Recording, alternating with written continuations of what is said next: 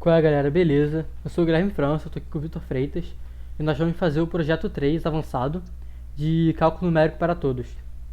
Bom, agora ele vai explicar melhor como é esse projeto e o que temos que fazer. E aí, pessoal, beleza? Então a gente vai fazer aqui o projeto 3, onde a gente tem que estimar a temperatura de uma placa, né? Como assim? A gente tem aqui o desenho esquemático, a gente tem essa placa aqui, onde nós temos nas extremidades aqui temperaturas diferentes. A gente vai parametrizar com os nossos RA essas temperaturas, para elas terem valores únicos para cada aluno. A gente quer determinar nesse meio aqui quais são as temperaturas nesses pontos, tá? Esses pontos que a gente sabe é que a temperatura em cada um deles é a média dos 4 pontos aqui na vizinhança, né? Não contando as diagonais. Então, por exemplo, T11 é a média de W, X, T12 e T21, né? Então, o problema original era para a gente resolver isso aqui, achar essas 4 temperaturas, mas a gente vai acabar fazendo isso aqui, que é um pouquinho mais complicado, onde são 16, né? Então, lembrando que aqui em cima é D25, 0, 75 e 100, por exemplo. A gente vai parametrizar e vão ser valores diferentes para a gente, né? A gente tem uma precisão de 0,01, ou seja, entre uma interação e outra, a gente ou vai ter um número máximo de 20 interações no total, ou uma precisão de 0,01 para parar o nosso procedimento, porque esse aqui é um método iterativo, como está nas aulas, né, do módulo 3. A gente tem que discutir se convergiu ou não convergiu, o número de interações, né? E também discutir dois métodos diferentes que a gente vai estar usando, né?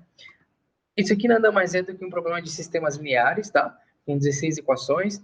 Então, é uma coisa muito útil, porque na engenharia, em problemas reais, a gente tem que resolver sistemas lineares, e a gente conseguir fazer isso aqui com a programação é uma coisa muito otimizada e muito legal, que a gente vai estar mostrando, né? Agora o Guilherme vai explicar como é que a gente vai parametrizar os RAs para poder achar as nossas temperaturas. Bom, gente, vindo aqui no meu Colab, né? Então, primeira parte é o que a gente fez em todos os outros vídeos, em todos os exercícios, que são importar as bibliotecas, então aqui a gente posta no Py, Math e Random, que o Random vai ser usado para parametrização dos RAs. Então a gente vem aqui, input, vai colocar o nosso RA lá, vai digitar, vai transformar o texto aqui, né, em um inteiro com num igual a inteiro texto, int texto, e fazendo o random seed, né, para transformar em um e o random para transformar em o nosso número em um número pseudo aleatório, né? O RA vai ser um número pseudo aleatório, vai ser sempre o mesmo número, mas aleatório, meio aleatório, como a gente fez nos outros vídeos. Então, o que seria o x, o y, o w, o z? Eles vão ser os números do nosso sistema. Então, a gente vai pegar o nosso número aleatório. Para x, vai multiplicar 20, vai somar 20. Para y, vai multiplicar 80 e somar 30. Para w, vai multiplicar 160 e somar 80. E para z, vai multiplicar 5 e somar 1. Depois vão ser printados aqui. Então, a gente vai ver lá embaixo qual vai ser o número que deu em cada um deles. E agora o Brau vai explicar um pouco mais sobre como funciona o método. Perfeito. A gente agora, então, parametrizou os nossos RAs. Então, a gente tem aqui os valores de x, y, w e z, né? E, primeiro de tudo, a gente tem que colocar isso no formato matricial. Então, a gente consegue colocar as 16 equações aqui, montar um sistema linear, e a gente vai acabar trocando isso aqui para uma matriz A, vezes um vetor x, que vai resultar em um vetor b, né? Mas como assim? A gente tem aqui todas as nossas variáveis, então são as nossas 16 variáveis. A gente tem os resultados que a gente obteve como resolvendo essas equações aqui, tá? E aqui a gente tem a nossa matriz de coeficientes. Então, já foi detalhado na aula, mas só para fazer um exemplo aqui, né? Então, se a gente jogar esse 4 para cá multiplicando, a gente vai ter que 4t41 menos t32 menos t42 é igual a 175, né? Que é da onde vem esse resultado aqui. A gente tem que fazer isso aqui para todos e eis a nossa matriz que está desse jeito. Agora a gente tem que descobrir como é que a gente coloca essa matriz no Python e como é que a gente faz o programa entender o que aconteceu aqui. Então a gente já viu algumas coisas notárias nessa matriz, ou seja, que são, né? Ela tem essa primeira diagonal aqui cheia de quatros, ela tem essas duas diagonais aqui que são completas por -1, o resto é tudo zero, exceto por essas duas outras diagonais aqui que em casas específicas tem zeros, né? Então a gente tem que descobrir como é que a gente representa isso aqui no Python. Até aqui no projeto tem um pouquinho melhor aqui como é que são essas divisões de matriz, se você quiser dar uma olhadinha. Aqui Nessas diagonais são zeros, essas bolinhas azuis, então a gente tem que descobrir como é que coloca isso aqui no Python, né? Então vamos para lá. A gente, então, primeiro vamos criar nossa matriz, a nossa matriz A. Então a gente vem, traz no NumPy zeros, né? E faz n vezes n e n vezes n. Poxa, o que é isso? A gente definiu n como sendo 4, e a gente falou assim, NumPy, vamos criar aqui uma matriz cheia de zeros, só tem zeros. Ela tem tamanho 4 vezes 4 por 4 vezes 4, certo? Então isso aqui é a nossa matriz original aqui, e finge que ela tem só zeros. Aí a gente vem fazer um for aqui, então o for nesse range 16 aqui, né? A gente vai substituir tudo que é A, I, ou seja, as posições que têm os mesmos números, né? Então, o A11, A22, A33, A44, a gente vai substituir por 4, né? Depois do nosso segundo for, a gente vai pegar aqui o J, tá? Nesse range aqui, e sempre que a gente tiver J e J mais 1, o que é isso, né? Então, a gente tem, ó, essa casa aqui é o A12, A23, A34 e assim por diante, né? Então, ele vai substituir tudo isso aqui por menos 1. Aí, depois, a gente só troca os lugares para fazer essa segunda diagonal aqui. E aqui, por fim, a gente vai fazer aquela última, né? Esse for aqui é um for especial, porque ele vai ser útil para a gente substituir esses zerinhos aqui, né? Então, o que a gente faz? O for no range 3, então agora é um for menor, né? Eu vou fazer i mais 1 vezes 4, é a linha, e i mais 1 vezes 3 mais 1, que é para a coluna. Então, isso aqui é porque a gente viu que tem um espaçamento específico aqui entre esses zeros, e é legal você dar uma olhadinha e perceber qual que é o padrão que tem nisso aqui. Então, agora a gente vai definir aqui a função do método de Gauss-Jacob. Então, por a gente vem downDef, Gauss-Jacob, esse aqui é um nome arbitrário, que vai ser em função de A e B, certo? Beleza. Agora a gente vai criar um vetor G. O que é esse vetor G? Todo método iterativo, tá? Ele precisa de um chute inicial. Lá no módulo 2, a gente viu, por exemplo, o método da bissecção, o método de Newton, todos eles envolvem você dar um chute inicial que vai começar as iterações e vai chegar no seu resultado. Por definição, tá? Por padrão, a gente começa o nosso chute inicial, x0, que a gente chama, com o vetor G, tá? Esse vetor G é nada mais que nada menos do que BI sobre AII, ou seja, B1 sobre A11, B2 sobre A22 e assim sucessivamente até BN, né? Que é o tamanho aqui que o seu vetor vai ter. Então, a gente vai chutar isso aqui, vamos fingir que essa é a solução do nosso sistema linear, e a gente vai corrigindo isso até achar o que a gente quer, né? Para isso, a gente vai fazer uma cópia do B, tá? Eu preciso fazer uma cópia do meu B e dividir cada elemento por esse valor correspondente de A aqui. Então, eu fiz uma cópia, x é igual a uma cópia. Falei que essa variável sol é verdade, daqui a pouco a gente vai usar ela, tá? E a gente também colocou que o n é igual ao do tamanho de B. O B é o nosso vetor lá em cima, né? Vamos agora fazer um for. Isso aqui já está tudo dentro da função, tá, galera? Então, for i dentro do tamanho dessa lista aqui, essa lista tem o tamanho do meu vetor B, tá? O que eu vou fazer? Se o meu módulo de A i-1 i-1, isso aqui é linha e coluna, for maior do que zero, eu continuo. Se não, eu coloco que sol é falso e eu paro. Mas, meu Deus, por que isso? Tem um teorema, tá? Que diz o seguinte: a minha matriz A não é a matriz C, tá? A minha matriz A, para o método de Gauss-Jacob dar certo, ou o método de Gauss-Seidel dar certo, nenhum fator da diagonal pode ser nulo, tá? Então, se for nulo, já não vai dar certo no sistema linear. Então, eu preciso fazer essa provinha aqui antes e dizer que se ele for nulo, se alguma posição diagonal for nula, eu já paro tudo que não vai dar certo, né? Se não for nulo, se nenhum deles for nulo, né? Aí que eu pego cada posição do meu vetor, tá? Eu vou substituir por a mesma posição daquele vetor sobre A naquela posição. Então, A na coluna I-1 e na linha I-1 e na coluna I-1, e X na linha I-1, tá? Mas por que I-1? Porque começamos em 1, mas o índice no Python das matrizes começa em 0, tá? Então, essa daqui é a coluna 0. Por isso que a gente coloca I-1, tá? Então, quando o meu I for 1, tá? Eu vou ter a posição A0, 0, ou seja, a minha primeira diagonal de todas. Então, isso aqui é só para eu conseguir fazer o meu vetor G. Agora, a gente já tem com sucesso isso aqui, ó, o nosso chute inicial. Perfeito. Agora, vamos fazer a soma aqui, né? Se o Sol, if Sol, dois pontos. Esse aqui está falando assim, se Sol for verdadeiro. Né? Mas por que isso? Porque lembra que a gente fez o Sol aqui, ó? Se o Sol for falso, já quer dizer que não vai dar certo essa solução do meu sistema linear, não posso aplicar igual Jacob, tá? Então é só se for verdadeiro. A gente printa a nossa iteração zero, tá? Como sendo x. Porque x é o nosso vetor g, que a gente acabou de falar que é o nosso chute inicial, tá? Eu vou falar que esse x de k é uma cópia desse x, vocês já vão entender por quê. O meu max iter é 20, porque eu quero que no máximo faça 20 iterações. E o meu EPS, que é a minha precisão, é 0.01. Então, eu estou falando para o Python assim, ó, eu quero que você faça iterações até dar 20 ou a minha precisão ser isso aqui. E eu vou começar com a iteração sendo 0, certo? Beleza. Vou começar aqui por dentro, tá? E aí depois a gente vai indo mais para fora aqui. Então, primeiro a gente faz for j, tá? Dentro do tamanho lá do meu vetor. Então, ele vai de 1 até 16, né? Do meu vetor v. Se o j for diferente do i, né? Mas por que isso? Porque eu não estou interessado nas minhas diagonais, tá? Eu não uso as diagonais.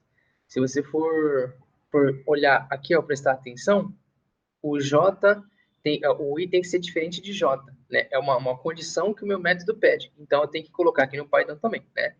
Só se o meu j for diferente do meu i, né? O que eu vou fazer? Que a minha soma é igual à soma que eu já tenho, que no caso ela começa sendo 0, tá? Mais a i menos 1, j menos 1, vezes x, j menos 1. Mas, meu Deus, por que isso? É nada mais, nada menos que a fórmula, tá?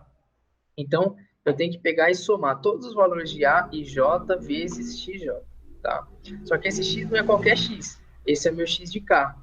Ou seja, esse valor que eu acabei de chutar aqui em cima, o nosso vetor g, é o valor que eu vou estar usando aqui, certo? Esse cara vai continuar,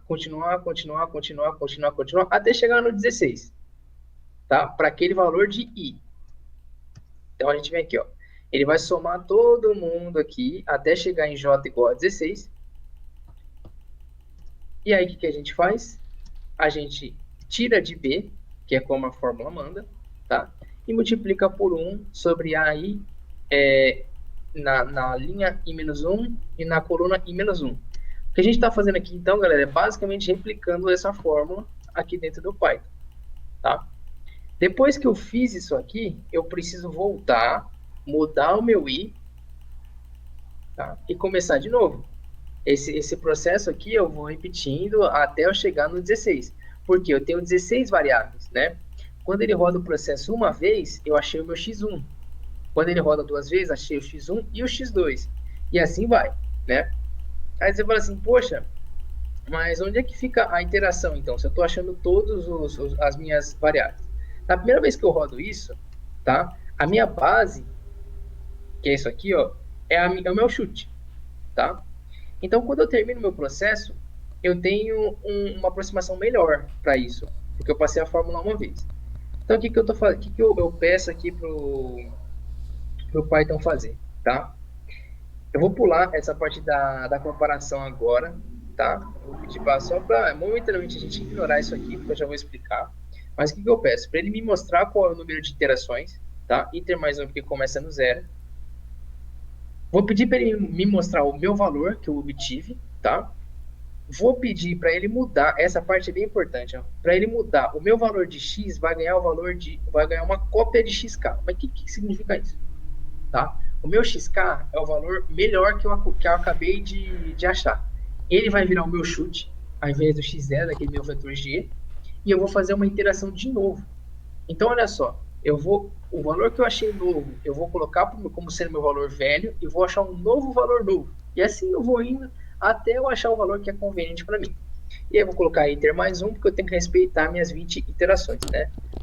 Então, se eu fizer tudo isso aqui, eu vou achar um bom chute uma boa aproximação para o meu sistema linear, tá? E aí eu peço para a função me retornar x, tá? Que é o que eu quero no final. Então, quando ele rodar tudo isso aqui, galera, ele vai me achar um x que vai ser um vetor de uma linha e 16 colunas, que são as minhas 16 variáveis, né? Eu peço para ele, eu digo que x é igual ao Gauss-Jacobi, eu estou aplicando a função em AB. O que é AB? A minha função, a minha matriz que eu defini lá em cima, meu vetor B lá em cima.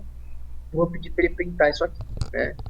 Então, vejam com bastante cuidado, porque é genial isso aqui, porque é um jeito bem rápido de você fazer sistemas enormes assim. E agora eu só vou dar uma atenção nessa comparação aqui que é o que faltou, né? Então, a gente pode ir iterando e falar assim, eu quero 40 iterações. Eu quero 50 iterações. Mas e se na iteração 20 eu já tinha uma precisão que eu queria? Já começou a mudar bem pouco, que não valeu a pena eu gastar 30, 40 iterações. A gente pode comparar, tá, os dois valores aqui que eu obtive, tanto o meu chute quanto o meu chute melhor aqui. E se esses caras tiverem uma diferença menor do que uma que eu quero, eu já posso parar. Então eu vou definir a minha função comparação, tá? Ela é em função de x, xk e EPS, que é a minha exatidão que eu quero, né? Então eu defini soma 1 como sendo zero e vou falar que o meu zip object é o zip de x e xk. Mas o que é esse zip? Vou mostrar para vocês. O zip pega, tá? Esses dois caras e transforma em um só, desse jeito aqui.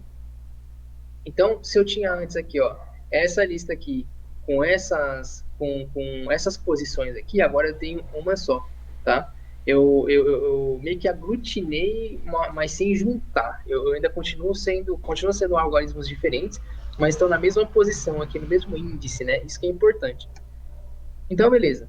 Eu tenho agora, peguei todos aqueles 16, aquele vetor de 16, coloquei com o meu outro, então eles têm as mesmas posições agora. Eu alinhei eles, é como se eu alinhasse, né? E vou falar o seguinte, ó, para lista I1, né, que é referente ao meu X, e list 2 e I, dentro do zip, ou seja, dentro dessa minha lista, onde cada posição tem dois diferentes, um do X e um do XK, tá? A minha soma 1, ela vai ser o módulo, isso aqui é módulo, tá? De lista 1 menos lista 2. Aí você vai assim, pô, mas como assim, cara? O que isso aqui tá fazendo, tá? Esse cara, ele tá falando assim, ó, me pega o seu chute melhor, subtrai o seu chute pior, e qual que é essa diferença? Se essa diferença for 1,5, quer dizer que o erro é muito grande. Então a gente precisa iterar de novo.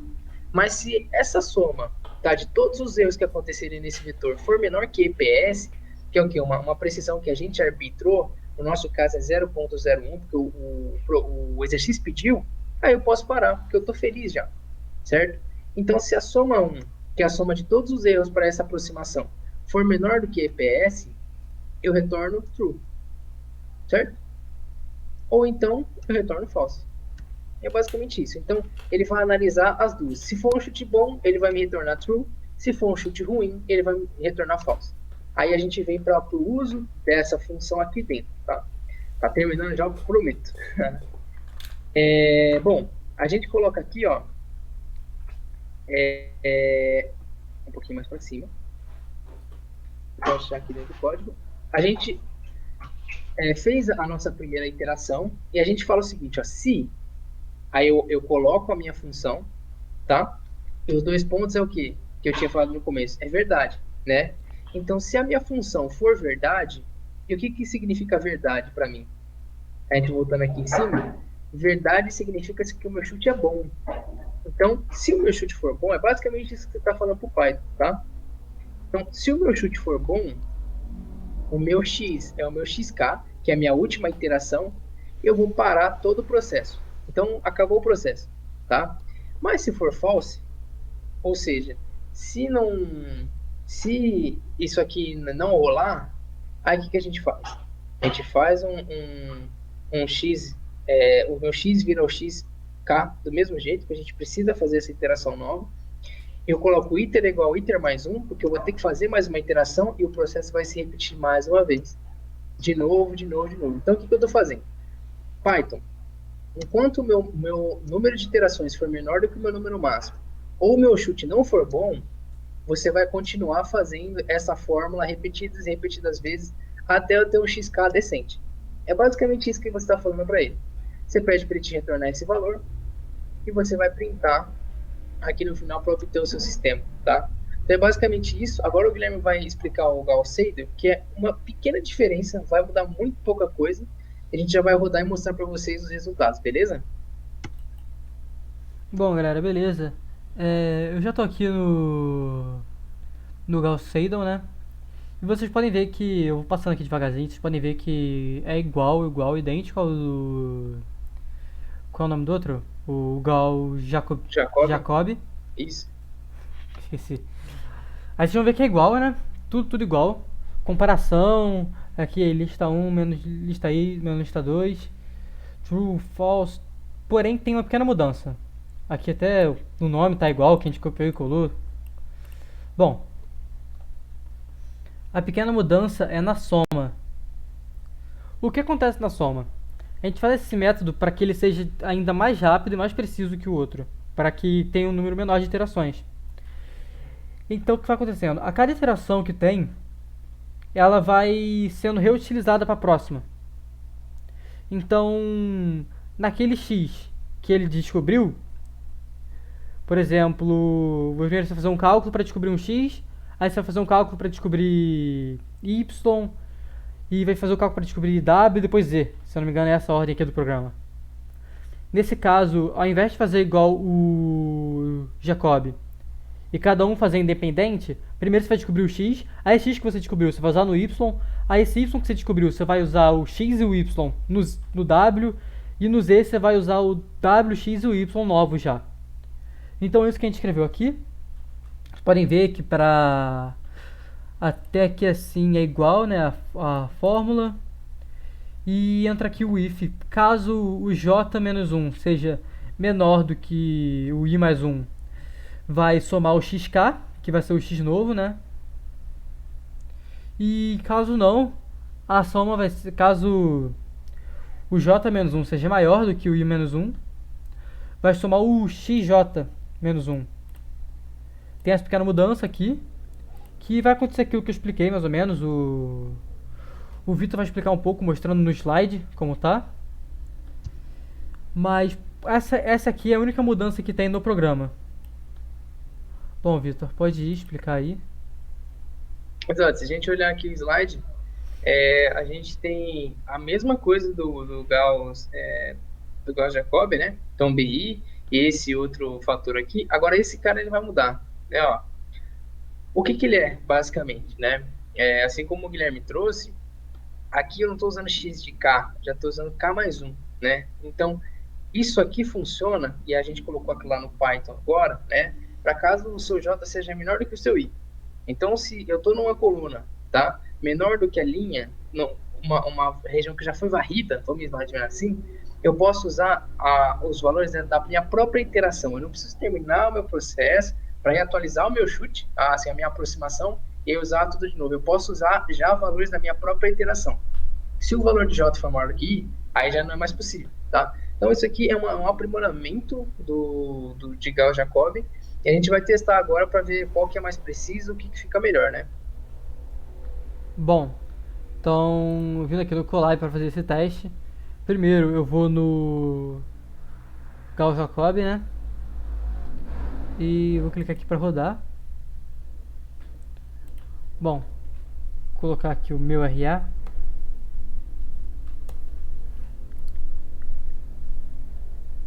Descendo aqui. Aqui vocês podem ver os números que deu do RA, né? 32, 34, 94, 5. E as iterações. Então, iteração 0, 1, 2, 3, 4, até a 20, que é a máxima. E... Lembrando que essa iteração 0 é aquele vetor G que a gente calculou no nosso chute inicial, né? Exatamente. E até aqui a iteração 20, que é a máxima.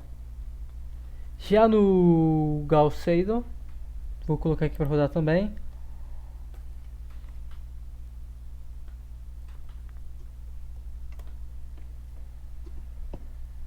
Também temos 20 iterações, mas podemos ver que o valor aqui é diferente, olha.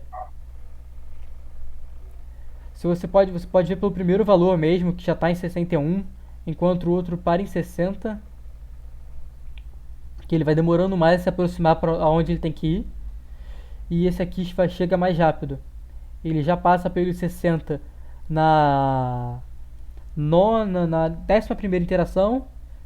Na 12ª ele já está indo no 61 e continua crescendo aqui até chegar na 20ª interação.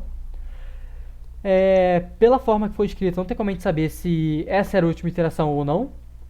A gente sabe que essa é a máxima que a gente limitou pro programa e sabemos que o outro que o HCD é mais preciso pelo número que ele deu aqui, né? Como você vê na metade dele é a última iteração do Gauss-Jacobi e o final dele já está bem à frente. Agora se o Brau quiser se o Vitor Freitas quiser mostrar no dele também, com a RA dele, como fica. Eu vou mostrar no meu, mas eu fiz uma pequena alteração aqui, que eu coloquei 50 iterações, só para a gente fazer um teste e ver qual que está sendo mais preciso. Se ele vai parar, se nesse jeito já tem condição de parar pelo número de precisão, ou se a gente ainda vai parar pelas iterações. Vamos lá. Então, ó, primeiro aqui é o Jacobi, né? Então a gente tem no total 35 iterações aqui. 35, não, mentira, 45. A gente fez então 45 iterações, ou seja, como é menor que 50, a gente chegou na precisão já que a gente estava precisando, que a gente queria, né?